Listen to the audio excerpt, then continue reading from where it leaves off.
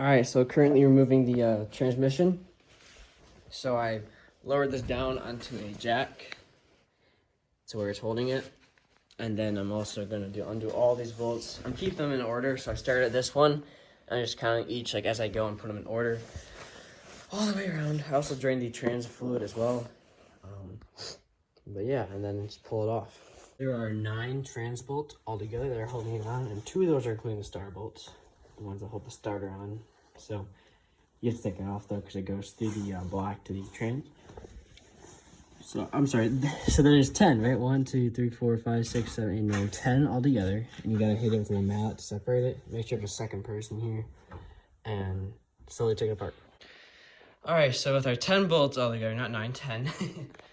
Oh my gosh, that was a pain. So I didn't exactly understand this clutch system. So this clutch fork right here, it will, if you're looking at the engine, it'll say like right here. You gotta remove a 14mm nut off of it and pull this lever off. It's gonna be a little hard to get off. But once you get it off, transmission will slide right out. I read online on a lot of forums. These things have a lot of issues trying to come out. But yeah, I got the trans off. Oh my gosh. And time to do the clutch. The one thing we're really here for. So I really am excited to see how bad this clutch is. But yeah. I'm not sure if I should replace this flex plate or not. Oh yeah, it broke. I definitely got to get one of those now. Dang it. Okay. Alright, there you go. Flash working. So the next step, we're going to remove all of these bolts holding the pressure plate to the flywheel. They are 12mm. I'm going to be using this electric impact. Pretty nice. Alright, so now that I took, there's 1, 2, 3, 4, 5, 6, I believe, bolts off that flex plate. Remove the clutch. I'm not exactly sure why mine died. It doesn't look like it was too low on, oh, it looks warped. I'm not really sure though, but I'm putting a new one in. So, kind of sucks. Well, it does look, I actually really couldn't tell you why this broke.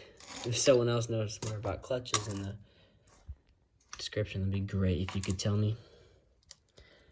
But yeah, I'm not really sure why this broke, to be honest.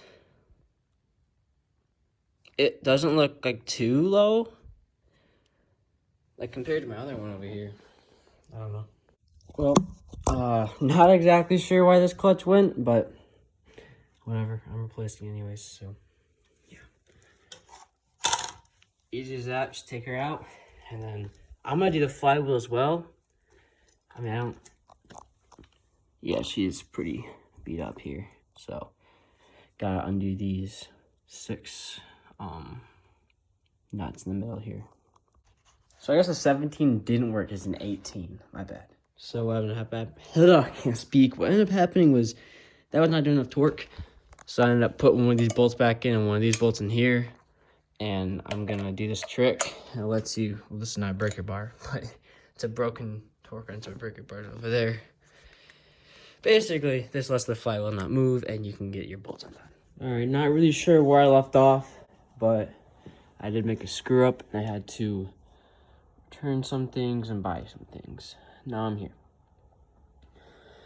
Okay, so you got 6 bolts in the center here, and you got 6 bolts in the other side as well. You gotta bolt the flywheel first to the engine. I believe this is your remain seal. I'm not 100% sure, but I'm pretty sure that's what it is. If you got oil leaking from where your transmission meets the engine, this would be your guy right here. Like 99% sure. But I'm not replacing it because I don't need to. Bolt all 6 bolts to the flywheel equally, regular star pattern. Bam, bam, bam, bam, bam, bam.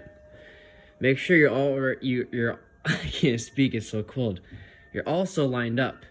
You gotta line up with this bolt right here. Not bolt, but like hole. There's gonna be a little spot in your flywheel you gotta line it up with. Make sure you do that correctly. I'll show you if you don't know. All right, so we've got instructions for the flywheel. First, make sure your hands are clean. I'm using gloves. Make sure engine, transmission, or seals are leak-free. Just did that with the rear main seal. Make sure crankshaft flange is clean, flat, and square. I'm not really sure what that is. This isn't square. Nothing on here square, I don't think. But I'll clean her up with some brake fluid, okay? We'll make her work real good. Clean rust preservative coating from friction service and mounting service for flywheel and pressure plate. I'm using to use brake cleaner from O'Reilly's. Works pretty well. Be sure to use thread locking compound on flywheel or crankshaft and cover assembly to flywheel bolts. Thread locker 262 or equivalent. I'm not going to be using that. I probably should. Might run up to the store and buy some. Tighten up flywheel crankshaft and assembly flywheel mounting bolts in a star pattern using manufacturer's recommended torque specifications. Failure to follow the torque may damage on flywheel cover. It will not be covered under warranty. Do not use an impact wrench or mount flywheel to cover assembly. Okay. Just that. And here we got nice flywheel. I did the single conversion, I'm pretty sure. I'll show you in a second. Alright, so I got her on. Here's the flywheel. Now notice I'm using gloves with little marks here. I'll use brake cleaner to spray that off. So that little hole, the bullet hole was in between these two. And you got these two right here. I believe this is how you do it. I'm gonna search up just to make sure real quick. But yeah, these two holes means right there. To the best of my knowledge. I'm not really sure what other way it'd mean. Alright, so after doing some research, there's a proper way to do it. Let's get to putting these bolts on. So you're gonna wanna go in that star pattern. I like to start them by hand. Just tighten it down, you know.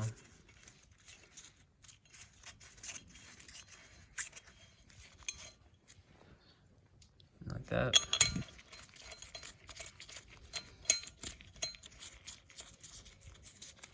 A little time consuming. And bam, bam, bam. And also, so I did use brake cleaner. I put one of these flywheel clutch pressure plate bolts in, and put one of these in to make it so the flywheel doesn't move. Kind of a cool trick. So the instruction manual I read said 88 to 95 foot-pounds of torque. For these 6, go in the star pattern. Be very careful with that star pattern I use. If it wants to work like that. And I did use brake cleaner on this to make sure it's fully clean, no like fingerprints or oil. And now we're gonna have to put the clutch on with the throttle bearing and all that stuff. So first, before you do anything, put this throttle bearing right by your transmission so you don't put it on or attempted to put it on your pressure plate. I did that wrong with this as well, with this one. And it was so hard to get off the pressure plate. It was about impossible. Don't do it. Don't do it. So I'll teach you how to put that on here in a second. But you want to get your clutch disc and your flywheel pressure plate, clutch pressure plate, and all your bolts, and get them ready to be mounted on. So you go in the order of this is going to be against the flywheel. So the clutch disc against the flywheel. Make sure this side, right, with the springs, I guess push out a little bit, is towards the transmission. And also, this side does say flywheel side, so make sure it's pushed against the flywheel. So again, just to make sure everyone's clear, make sure this side is sticking up, is facing the pressure plate like this, so it slides this way onto the flywheel, because this is flywheel side. And also, let me make sure the clutch is centered as much as possible, you know. And hand tighten these outside flywheel. There's 6 of them for this car. I'm not sure about other cars. So make sure you hand tighten them first and then torque them down to 11 to 16 foot-pounds of torque. That's the torque setting. All right, so now for your throttle bearing. I told you to set it over here for good casing, and I'm going to show you exactly how to put her on there. All right, so that's how the throttle bearing goes on. You slide it right on. You know, slide it right on. And now, since we did remove this earlier, slide her on easily. She's got a mark on this side, and she slides right on like so. See this? This makes it so throttle bearing cannot come off mid-drive. Put your 2 boys back on, and there you go. Look at that. All right, see, not too hard. Oh yeah. So yeah, we drained the oil and the transmission fluid.